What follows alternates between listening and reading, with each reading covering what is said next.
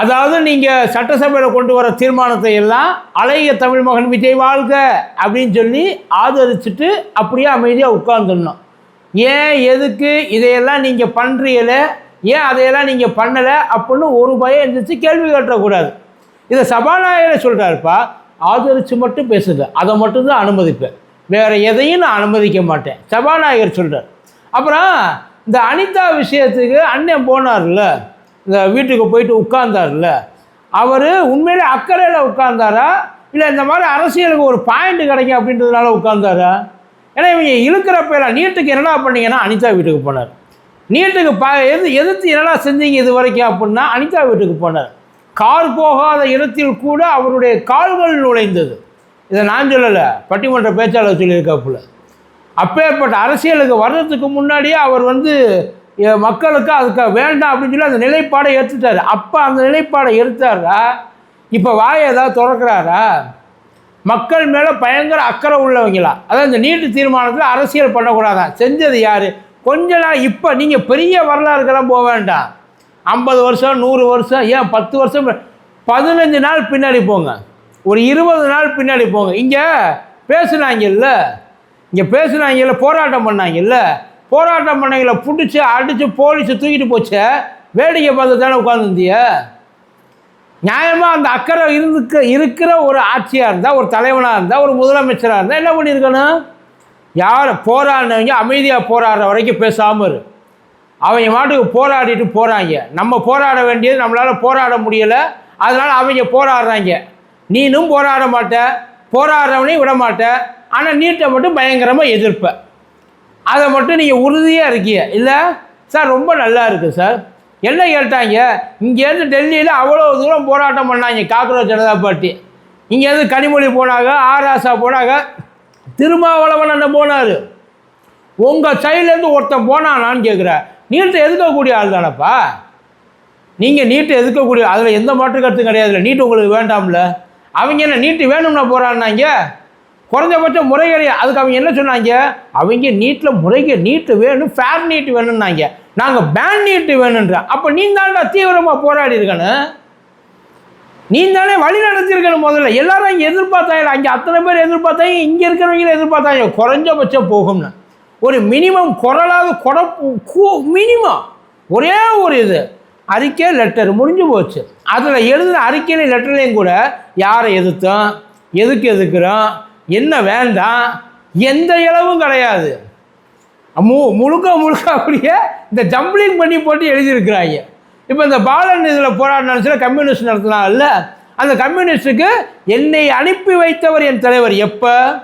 அவங்க எல்லா கோரிக்கையும் நிறைவேற்றுன்னு சொன்னதுக்கு அப்புறம், சோனம் வாங்ஸுக்கு உண்ணாவிரதத்தை முடித்ததுக்கு அப்புறம், அவங்க எல்லாரும் வீட்டுக்கு எந்திரிச்சு போனதுக்கு அப்புறம், இல்லை அதுக்கப்புறம் தான் இவங்க பேன் நீட்டுக்கே போகிறாங்க. அது வரைக்கும் அந்த இதுக்கு சப்போர்ட் பண்ணிட்டு இருந்தாங்க. அதுக்கப்புறம் பேன் நீட்டுக்கு போனாங்க. நீ போனப்போ உங்களுக்கு என்ன ரெஸ்பான்ஸ் கிடச்சது அதையும் சேர்த்து சொல்லியிருக்கலாம்ல சார். அதை சொல்லியிருந்தீங்கன்னா பரவாயில்ல. ஒன்றும் அன்னைக்கு போனார், அன்னைக்கு அனிதாவுக்கு போனார் நீ இல்லை.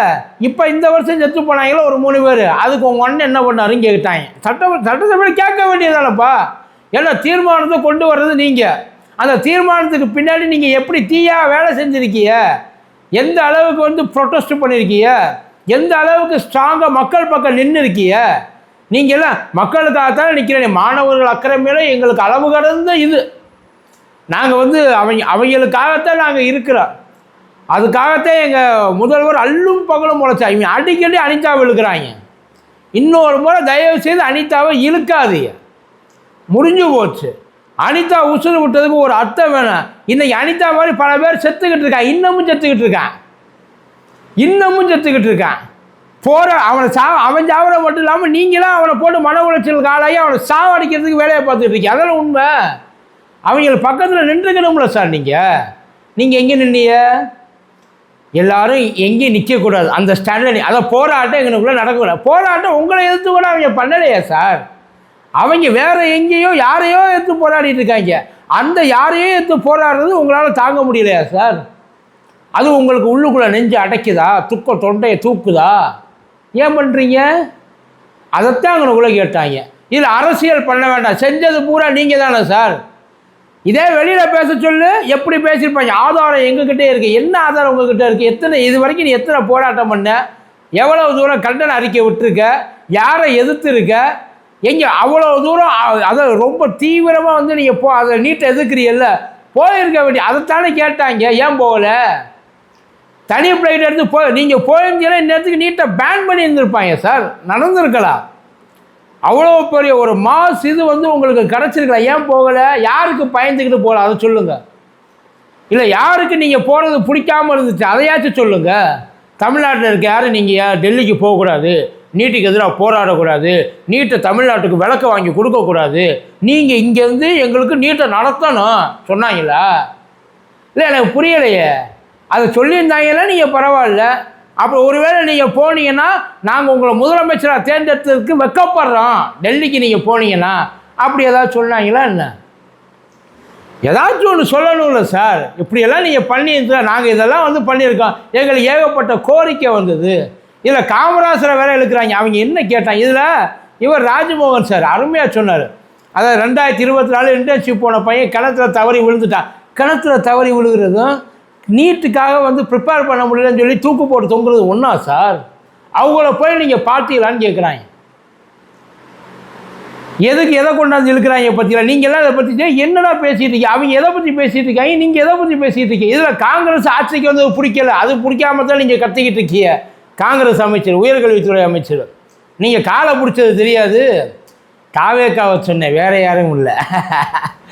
நீங்கள் தப்பாக நினைக்காது. நீங்கள் தான் அந்த மேரத்தான் இதெல்லாம் வந்து நீங்கள் கொண்டு வராதீங்க. அதெல்லாம் இன்னும் கண்ணுக்கு முன்னாடி அப்படியே நிற்கிது. கல்வித்துறை அமைச்சரை அப்படியே நிற்கிது.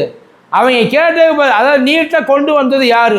ரைட்டு, நீட்டை கொண்டு வந்து ப்ரப்போஸ் பண்ணது அதை செஞ்சது எல்லாமே திமுகவும் காங்கிரஸும் தான். கூடவே உட்கார்ந்துருக்காங்க. ஆப்போசிட்டில் இருக்க அவனை கேட்குறிய, காங்கிரஸ் ப்ரப்போஸ் பண்ணது கூட்டணியில் உட்கார்ந்துருக்காங்கல்ல அவையில கேளு. இன்னைக்கு காங்கிரஸ் ராகுல் காந்தி ரொம்ப தீவிரமாக எதிர்க்கிறாரு. அப்போ யார் உண்மையிலே பெரிய திருடன்?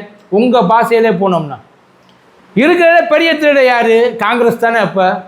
அப்போ நீ தானே கொண்டு வந்த. ஒன்றால் தானே ஜிஎஸ்டி வந்துச்சு, ஒன்றால் தானே நீட்டு வந்துச்சு, ஒன்றால் தானே இப்போ அவங்க கொண்டு வர எல்லா திட்டமும் கொண்டு வர்றாங்க. அப்போ பேசிக் என்ன?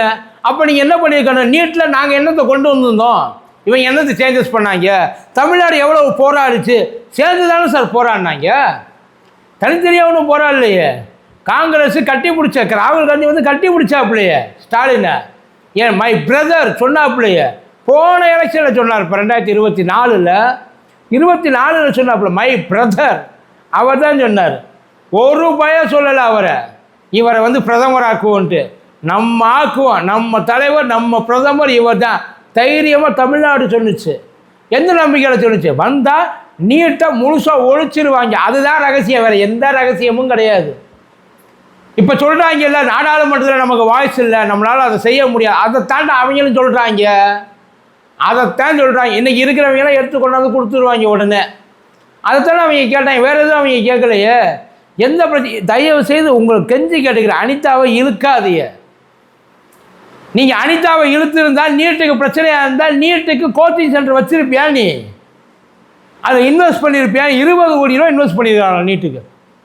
இவர் நீட்டை எதிர்க்கிறாராமா, தீவிரமாக எதிர்க்கிறார். அன்னையிலேருந்து அந்த ஸ்டாண்ட் எடுத்தாராமா. நீட்டு கோச்சிங் சென்டர் வச்சு ஃப்ரீயாக கொடுத்தியா? காசு வாங்கிட்டு கொடுத்தியா? ஃப்ரீயாக கொடுத்தியா? எவ்வளோ பேருக்கு கொடுத்த? எவ்வளோ டாக்டர்ஸை உருவாக்கியிருக்க? அந்த அக்கறை அனிதாவோட சாவு உன்னைய பயங்கரமாக ஆழமாக வந்து பாதிச்சிருச்சு. நீங்கள் எத்தனை பேரை உருவாக்கியிருக்கீங்க? அது காரணமாச்சு. ஒரு அனிதா போடணும், பரவாயில்ல, 100 அனிதாவை நாங்கள் உருவாக்குவோம். அந்த கொள்கையோடு உட்காந்துருந்தீங்களோ? தெரியலையே சார். வாய் இருக்குன்ற இஷ்டத்துக்கு என்ன அவங்க பேசுறது தான் சரின்னு நினச்சி போய் இதில் சபாநாயகர் இந்த பக்கம் இருக்கிறவங்க அவர் சொன்னாலும் ஆப்போசிட்டில் இருக்கவன் திமுகவுக்கு வரலாறு இருக்குது பேசுது, உனக்கு தான் ஒன்றுமே இல்லையே, அது குட்டுதோ? அதை சபாநாயகர் அனுமதிக்க மாட்டாராம். அதை வந்து எடுத்துகிட்டு வரான் அவை குறிப்பிலேருந்து. அடுத்து அவங்க பேசுகிறதெல்லாம் நீங்கள் அப்படியே வச்சுருப்பீங்கள? அவங்க பேசுகிறதெல்லாம் நல்லா இருந்துச்சோ? பேசுனா 2 சைடு ஒழுங்காக பேசணும்ல சார். அதை விட்டுவிட்டு இவங்க பேசுகிறதெல்லாம் நான் எதுவும் சொல்ல மாட்டேன், நான் அப்படியே ரைட்டாக கொஞ்சம் பார்த்து செய்யுங்க. இவர் காமராஜரை இழுத்தார்ல, நியாயம் என்ன பண்ணியிருக்கணும்? அவை குறிப்பிலேருந்து நீக்கிடுவேன். இப்போ இருக்கிறத பற்றி பேசு அப்படின்னா அவங்களுக்கு அந்த இதை கொடுக்கணும்ல சார். அதனால் அவங்கள ஒரு மாதிரி ட்ரீட் பண்ணுறது, இவங்கள ஒரு மாதிரி ட்ரீட் பண்ணுறது. முதல்ல சபாநாயகர் சமமாக நடந்துக்கங்க, அது ரொம்ப முக்கியம். அப்புறம் உங்கள் மேலே நம்பிக்கை இல்லாமல் போயிடும். நீங்கள் ஒரு சைடு ஆதரவாக இருக்க வேண்டியது, ஆனால் ஒரு சைடாக மட்டுமே ஆதரவாக இருக்கிறது எந்த அளவுக்கு நியாயம்? அவர் கேட்டதில் என்ன தப்பு? நீட்டை எதுக்குறேன்னவன் என்ன பண்ணியிருக்கணும்? இப்போ நடந்து, நீங்கள் முதலமைச்சர் ஆனதுக்கு அப்புறம் நடந்த போராட்டம் அது. அதுக்கு முன்னாடி நடந்த போராட்டம் வந்தால் கூட அவர் போயிருப்பார் எனக்கு தெரிஞ்சு. ஆனால் முதலமைச்சர் ஆனதுக்கப்புறம் போகலை. ஏன் போகலை? ஏன் அங்கே போனால் அப்புறம் அமித்ஷாவை எடுத்து பேச வேண்டியிருக்கும், மோடியை எடுத்து பேச வேண்டியிருக்கும், நிர்மலா சீதாராமன் எடுத்து பேச வேண்டியிருக்கும், இருக்கிற எல்லாரையும் பாய்ச்சிக்க வேண்டியிருக்கும் பாஜகவில். அப்புறம் அவங்க என்ன பண்ணுவாங்க? பதிலுக்கு என்ன பண்ணுவாங்கன்னு நல்லாவே தெரியும். எதுக்கு இப்போ உள்ளுக்குள்ளே உட்காந்து உரண்டிக்கிட்டு இருக்காங்க?